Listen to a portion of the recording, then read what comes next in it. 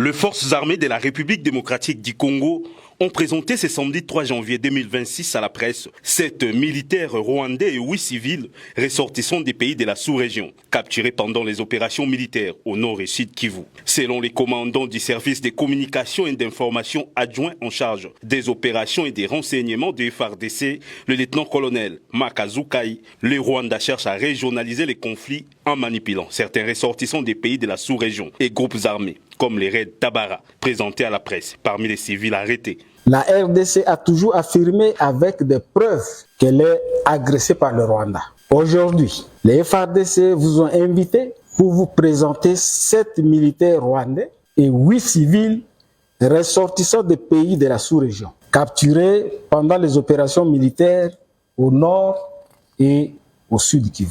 L'occupation jusqu'aujourd'hui d'Uvira, se trouvant très loin de ces frontières, prouve que la raison des mesures défensives avancées par Kigali est un pur mensonge. Il est aussi observé qu'en manipulant certains ressortissants des pays de la sous-région et des groupes armés comme les raids Tabara, Kigali cherche à régionaliser le conflit. Nous commençons par le militaire rwandais. D'où Jean-Paul, il est major. Son unité, c'est la direction d'intelligence RDF. Sengiuva Joseph, il est capitaine de l'armée rwandaise.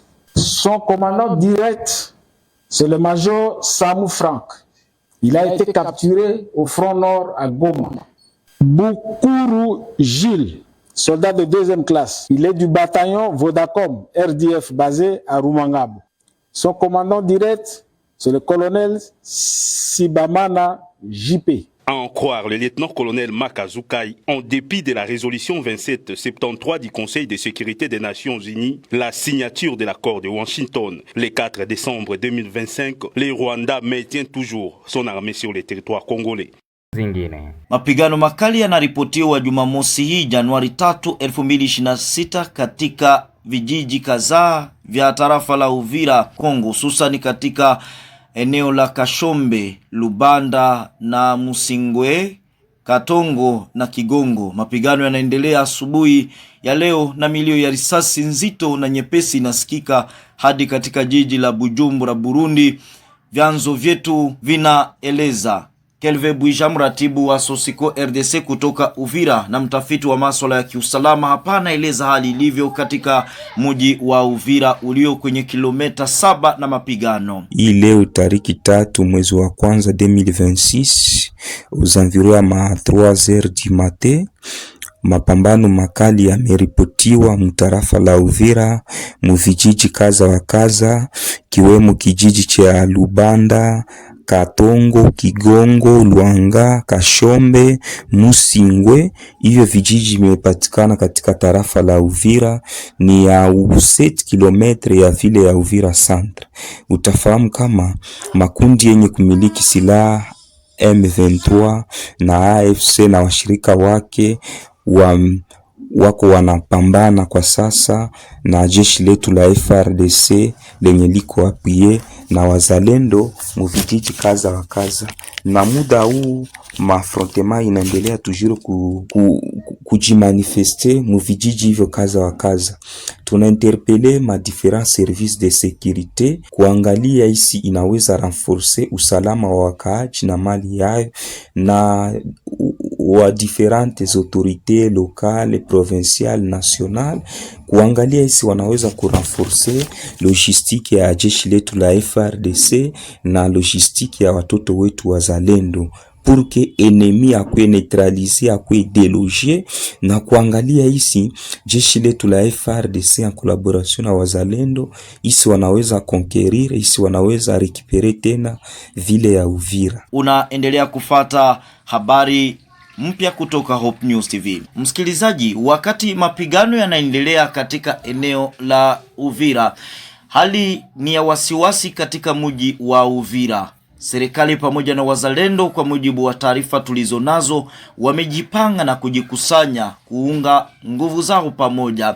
Hali ilikuwa ya tulivu kwa siku kadhaa tatu hivi ambazo zimepita. Ilikuwa ni kuwaacha raia kusherekea mwaka mpya ambao tumeuanza, na hivi sasa baada ya sherehe hizo kumalizika, mapigano yamerejea. Nini lengo la FARDC? Lengo lake ni kujaribu kuangalia namna gani itarejesha eneo hilo ambalo lilichukuliwa na waasi wa M23. Kama tulivyokuambia msikilizaji, ni kwamba baada ya kusambaa kwenye mitandao ya kijamii sauti zinazomtuhumu kiongozi wa FARDC Kanali Michel aliyeko Makobola kushirikiana na waasi wa M23 na kuvunja uhusiano wake na wazalendo wanaojitoa kwa kutetea hali iliyopo sasa Jamhuri ya Kidemokrasia ya Kongo. Majenerali Ngoma Nzito na Yakutumba wamekanusha vikali tuhuma hizo. Alhamisi hiyo Januari 1, wanadai kuendelea kuunga mkono FARDC na kukabiliana na uasi wa M23 ambao bado ina umiliki mji wa Uvira. Tuwasikilize viongozi hao. Mimi naitwa William Amuri Yakutumba, Cordo VDP RAD, niko kufront Makobola. Je pense que tuko sote hapa pamoja na Colonel Michel, pamoja na Commandant Ngoma Nzito na wengine wa ofisi mbalimbali hapa. Tuko hapa chini ya nyumba, nadhani tuko na partager kidogo meza hapa kwa chakula kidogo. Lakini sasa tunapenda kuambia wakongomani kama sisi sote FARDC, wazalendo, sisi wote tuko uni kwa kitu kimoja ya kusauver patrie. Donc tuko apelé ku sauver patrie en temps uni. Kama tuko uni hatutaweza kitu. Voilà pourquoi tunakusanyika hapa sisi wote na kazi inatembea vizuri pasipo matatizo yote entre sisi. Nous remercions vraiment le commandant secteur adjoint Observance, colonel Michel. Nous sommes à côté de lui, nous sommes ensemble avec Ngoma Nzito et les autres officiers. Donc nous collaborons dans les lignes de front ici à Makobola. Donc il n'y a pas d'entrave entre nous. Donc il n'y a pas de dissension entre nous. Donc nous travaillons comme il faut.